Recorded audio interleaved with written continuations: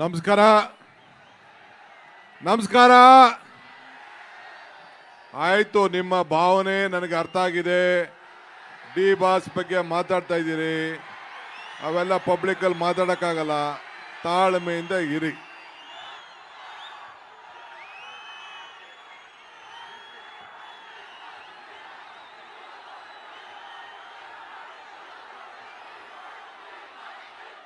ಆಯ್ತು ಆಯ್ತು ಆಯ್ತು, ಸುಮ್ಮನಿರಿ. ಗೊತ್ತಾಯ್ತು ನನಗೆಲ್ಲ.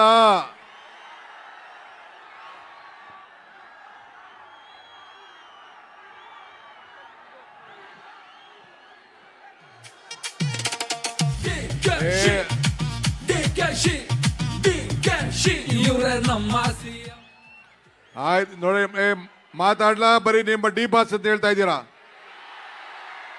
ಕಾರ್ಯಕ್ರಮ ನಡಿಬೇಕಾ ಬೇಡವಾ? ಸುಮ್ಮನೆ ಇರಿ.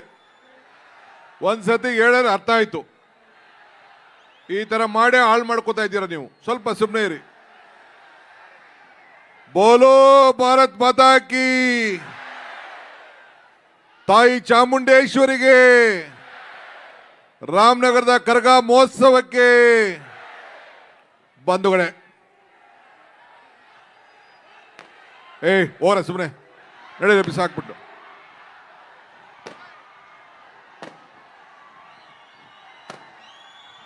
ಡಿ ಬಾಸೆ ಕಟ್ಕೊಂಡು ಹೋಲಿ ಅವರು.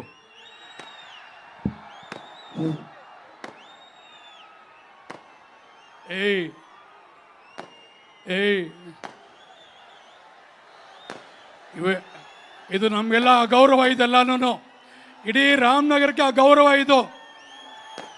ದಯವಿಟ್ಟು ಮುಖ್ಯಮಂತ್ರಿಗಳು ಮಾತಾಡ್ತಾರೆ.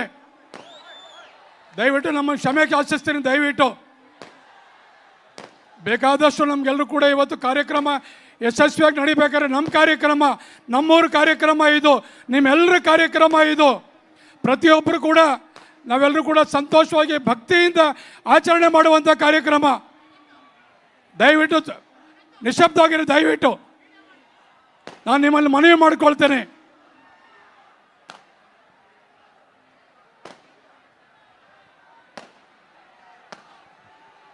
ಎಲ್ಲರಿಗೂ ನಮಸ್ಕಾರ. ನಮಸ್ಕಾರ.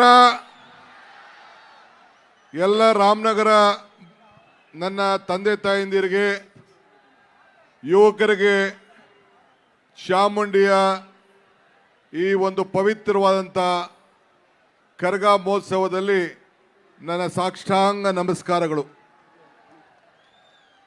ಇದು ಪವಿತ್ರವಾದಂಥ ಸಭೆ.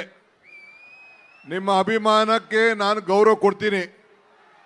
ಆದರೆ ನೀವು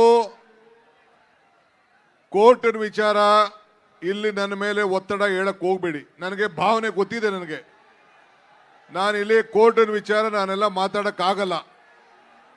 ನಾನು ಇಲ್ಲಿ ನಿಮ್ಮ ಒಬ್ಬ ಸೇವಕ. ಇದನ್ನು ಗಮನದಲ್ಲಿ ಇಟ್ಕೊಳ್ಳಿ. ನಾನು ಮುಖ್ಯಮಂತ್ರಿ ಇರ್ಬೋದು, ಆದರೆ ರಾಮನಗರ ಜಿಲ್ಲೆಯ ಮಗ. ಆ ಮಗನನ್ನ ಹೆಂಗೆ ಕಾಪಾಡ್ಕೊಳ್ಬೇಕು ಆ ಕೆಲಸ ನೀವೆಲ್ಲ ಸೇರಿ ಮಾಡಬೇಕು.